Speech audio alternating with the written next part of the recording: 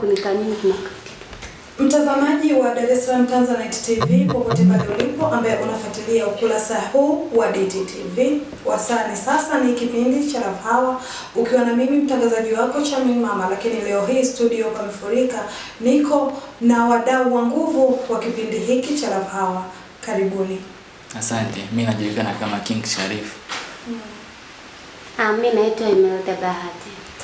Basi mtazamaji, kama ulivyoona timu imekamilika, na leo hii tunahitaji kujadili mada nzuri kabisa ya mahaba, mada ambayo inaweka uchunguzi, mipaka na mifano ambayo imeweza kuwekeana katika huba lenu.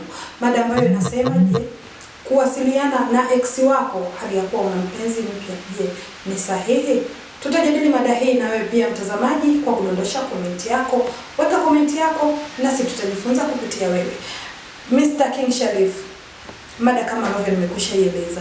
Je, kuwasiliana na mpenzi wako wa zamani hali ya kuwa uko kwenye huba lako jipya, unaionaje kwa upande wako? Hiyo inategemeana na the way watu wanavyoichukulia. Unajua kuachana na mtu sio kigezo cha kumchukia kabisa, ila inategemeana na mapenzi yenyewe yalikuwaje, mliachanaje, na ni vigezo gani ambavyo aidha mmewekeana na mpenzi wako mpya kwamba unatakiwa kuwa hivi, unatakiwa iwe hivi. Maana yake kuna zile directives ambazo mnawekeana kwenye penzi jipya kwamba ufanye hivi, tusongee na mtu fulani. Inategemeana. Mimi kwa upande wangu naona kuchat na ex sio dhambi. Inategemeana pia na mnachat kuhusu kitu gani. Lakini pia usiwe mtu wa kuficha mpenzi wako mpya, kwa sababu ukimficha ataanza kuhisi kuna kitu kinaendelea kati yako wewe na yule ex wako. Lakini pia huwezi kuwa na namba yake afu eti kwa sababu umeachana uifute. Namba yake ya nini sasa? Namba ya simu. Huwezi. Sasa kwenye simu tasalimiana, si mtu kama wewe. Lazima msalimiane, lazima sometimes mkumkane, kitu kama hicho. Asante sana King Sharif. Vipi Imelda, kwa upande wako mtu kuwasiliana na ex wake? Kwa upande wangu kuwasiliana na ex sio sahihi. Yaani kuna ile namna mtu kuwa na mazungumzo naye ya kila siku hatimaye mnaweza mkarudiana. Kuna chembe ambazo zitawavuta kama sumaku, mtarudiana, lakini sio mbaya kuwasiliana naye endapo tu kikutana njiani, unapita unaenda zako, hapo penye hakuna shida. Labda kama mpo unafanya naye kazi ofisi moja, hiyo na penye niko sahihi kuwasiliana na ex wako. Lakini uko nyumbani anze kuchat naye umemkumbuka tu, hapana. Hapo unaonekana kuna chembe za upendo bado zipo. Mkizidi kuwasiliana ndivyo mtakavyozidi kusogeleana, na mwisho penzi litarudi na utamsahau tena mpenzi wako aliyewa sasa hivi. Na hiyo mimi nipo pamoja na wewe Imelda. Swala la mtu kuwasiliana na ex wake, jamani, hapana. Bora hata wale ambao labda waliachiana wana mtoto, angalau utasema labda wanawasiliana kwa sababu ya kumjulia mzazi mwenzie. Lakini huna uzazi naye, huna ulichokiacha kwake. Leo hii unaniambia vipi kwamba tunawasiliana na ex wako? Kwa sababu kuna ule msemo unasema ukiutembelea sana mua ukiufanya mkongojo, mwisho wa siku ule mua utafanyaje? Utaula tu, kwa sababu kuna chembe utaanza kukumbuka. Unajua akili inajipelekaga tu yenyewe. Unaweza ukakaa tu siku huna kazi. Unajua hata mtu mzima na ile nusu saa anakuaga anafanyaga ujinga. Unaweza kukumbuka hata mambo uliokuwa unafanya na ex wako. Ikakupelekea kumkumbuka na ukataka kwenda kuonja lile penzi ambalo uliliacha zamani. Tunapofeli unajua ni wapi? Tunaangalia kwanza hii sasa hivi tupo kwenye dunia ya kidigitali, dunia ambayo imeendelea, dunia ambayo hainaga zile mambo za zamani. Kwa mfano, tunapoenda Ulaya, kwa mfano, Ulaya mtu anaweza kuwekea contract kwamba tutaishi mimi na wewe miaka 2. After hiyo miaka 2 tutaachana. Lakini pia tunaweza tukajiongeza hata baada ya miaka 2. Wewe na mtu wako umesha sign contract na mkataba. Tunaenda kwa mfano mimi nime contract na mtu kwamba tutapendana miaka mingapi? 2. Tumeachana, ni ex, si ndio? Nimepata mtu mwingine, niweka contract ya miaka mingine 2 na wewe unalidi penzi jipya. Ex yupo na wewe huenda kaweka contract na mtu mwingine kule. Lakini naweza katokea tena nikishamaliza na huyu nikarudiana na yule tena mwingine. Hapo sasa ni ile kwenye penzi la mkataba. Kuna huku kibongo sisi hatuna mambo ya mapenzi mkataba. Yaani ni kupendana mpaka mwisho wa hii dunia. Kifo ndo kututenganishe, tumeamua kupendana. Haya sasa baadaye mapenzi huisha.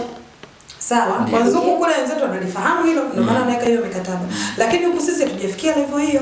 Nilikuwa na mpenzi wangu huko. Tena kinachosababisha mimi nisipende kabisa, unakuta huyu mwanamume au huyu mwanamke labda alikuja kwako alikupoza machungu ya ex wake, ila bado anampenda. Ndio. Sasa utakaporudi kuendelea kuwasiliana, unafikiri nini kitatokea? Kuachana jamani, ni kuachana. Hamna ya kuachana eti hatujaachana kwa ubaya. I say hiyo haipo. Ukiachana na mtu umeamua kuendelea na maisha yako, endelea. Kuna jambo moja Mida amelizungumzia akasema kwamba ex wako unaweza ukakutana naye njiani na ukamsalimia. Je, ukikutana naye hawezi kukumbuka ulikopita au hawezi kukumbuka, yani kumuona tu na kumsalimia? Unajua kuna tofauti, kudokeza hiyo mada. Kuna tofauti mkubwa kati ya pale mmezungumza na mawasiliano ya mara kwa mara. Unajua mawasiliano huwa yanamvuta mtu. Anaweza siwe hata ex wako, au ni mwanamke ambaye ukuwaza hata kumpenda, au mwanamume ambaye ukuwaza hata kumpenda. Lakini inapotokea unakuwa na ukaribu naye, mawasiliano ya mara kwa mara, unajikuta unavutiwa naye bila sababu. Ndivyo inavyotokea. Yaani haiwezekani wewe kila siku unamtext yeye tu kwenye simu, kila saa ni yeye. Yaani mpaka utakuwa unauliza basi leo umekula nini? Itafikia hiyo hatua utauliza. Lakini barabarani umekutana naye, kwanza ni public, yaani utakuwa hauna feeling kwanza, utaanza kuwaza utaanzia wapi? Tofauti na kwenye simu. Kwenye simu unaweza kusema mwisho tu shetani kwenda anakupitia kidogo. Nasema hivi unakumbuka siku ile ilikuwa hivi?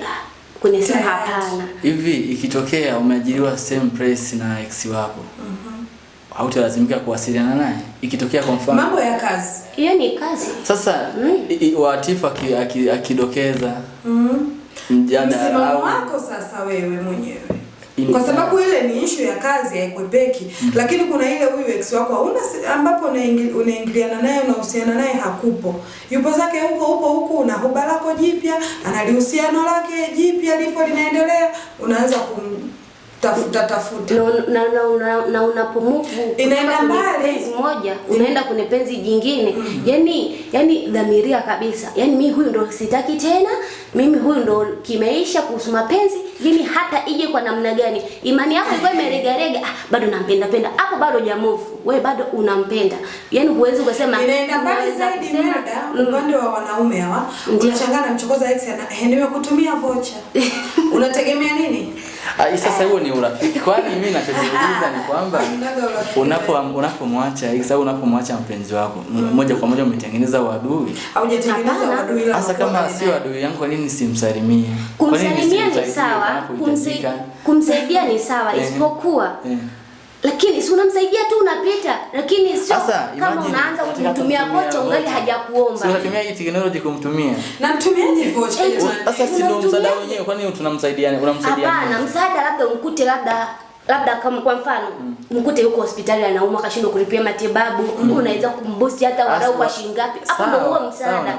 Sasa kumtumia vocha it means nataka kuwasiliana naye. Hapa kwanza ex umeshaachana naye, maana yake kuna vingi ambavyo uliona havipo kwa havifai, ukaamua kuacha lile uhusiano ukaingia kwenye uhusiano jipya. Umeona? Sasa inakuwaje tena kila ukikaa mambo habari umeshindaje?